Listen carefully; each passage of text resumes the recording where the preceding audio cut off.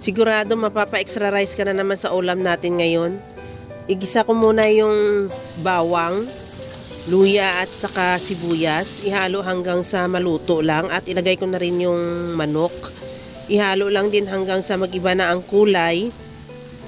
At timplahan ko na yan ng asin at paminta. Lagyan ko na rin ng tuyo at oyster sauce. Ihalo lang din hanggang sa mag-reduce lang ng tuyo at oyster sauce. At maglagay na ako ng tubig, takpan hanggang sa maluto yung manok. At maglagay na ako ng gata. Lagyan ko rin ng chili flakes, optional, at siling green. Kung ayaw mo ng medyo maanghang, pwede mo naman hindi lagyan, pero mas recommended ko siya pag may kunting twist ng anghang. Maglagay na rin ako ng malunggay, ihalo hanggang sa maluto yung malunggay at ready to serve na yung ating masarap na ginataang manok with malunggay. Mga kalasa, huwag kalimutan mag-follow and thank you for watching. Bye-bye!